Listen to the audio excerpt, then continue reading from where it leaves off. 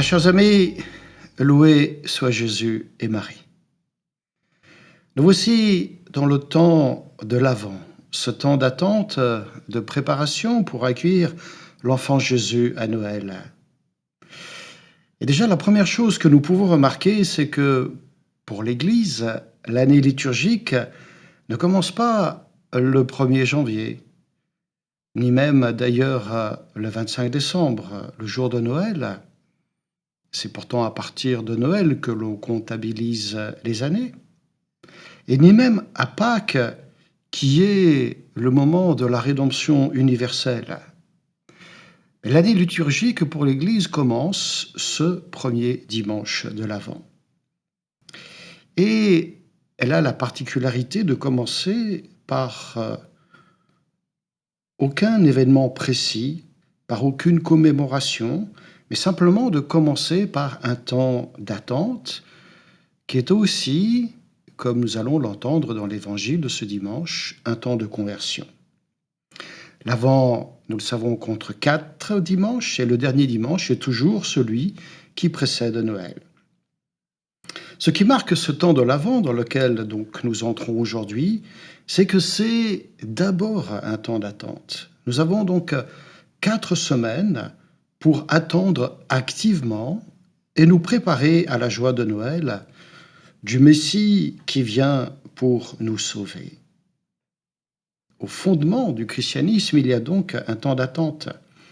L'attente de la venue du Messie, c'est-à-dire du Christ, qui est celui qui advient, c'est le sens du mot avant. Et souvenons-nous que la Bible débute justement par cette phrase « Au commencement, Dieu créa les cieux et la terre ». Et nos frères aînés dans la foi, les Juifs, comptabilisent le temps qui s'est écoulé depuis la création du monde en additionnant les générations énoncées dans la Bible.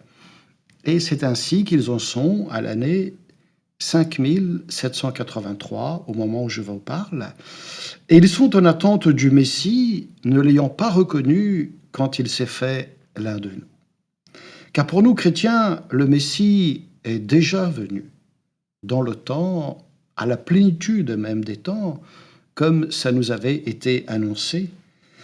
Les prophètes avaient annoncé que Dieu conclura une alliance nouvelle et éternelle qui apportera un renouveau radical et le salut définitif. Et cette alliance sera offerte à toute l'humanité. C'est ainsi que dans la Bible, la venue d'un Messie a été annoncée à plusieurs reprises, mais c'est surtout le livre d'Isaïe, à peu près au 8e siècle avant Jésus-Christ, qui en parle le plus. On y retrouve notamment l'annonce tout d'abord l'Annonciation.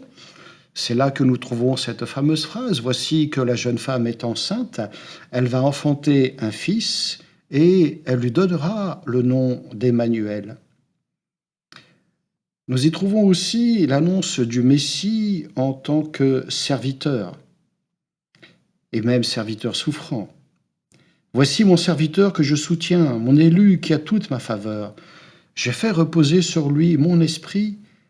Aux nations, il proclamera le droit. » Souvenons-nous qu'au temps d'Isaïe, le peuple juif était menacé par les Assyriens qui dominaient la région. En l'an 721, ils ont fait tomber le royaume du Nord, le royaume d'Israël, avec sa capitale Samarie. Cependant, le petit royaume de Juda résiste, et la gravité de la situation n'empêche pas Isaïe, le prophète de la cour de Juda, de croire en un avenir meilleur. Il est convaincu que Dieu va agir comme il l'a fait par le passé. Il redonne espoir à son peuple. C'est donc Isaïe qui annonce la venue d'un personnage qui va transformer la terre en paradis. Et pour nous, chrétiens, nous reconnaissons Jésus dans ce personnage. Il est le prince de la paix. Il annonce un royaume de paix et il est le sauveur du monde et pas seulement du peuple hébreu. Dieu aura donc cette délicatesse de venir dans le monde dans un tout petit enfant, un bébé, que les bergers vont être les premiers à contempler, celui que le Tout-Puissant se fait petit, humble parmi les humbles.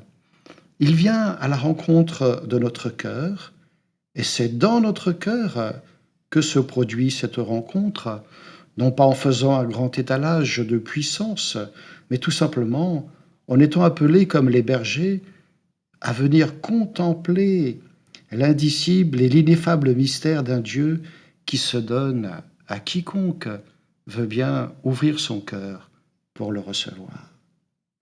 Et durant le temps de l'Avent, les fidèles se préparent intérieurement à célébrer cet événement inouï et décisif pour l'humanité, à savoir d'un Dieu qui se fait homme, qui a pris chair de la Vierge Marie, et pour nous les hommes et pour notre salut, il vient donc partager notre condition humaine en toutes choses, excepté le péché.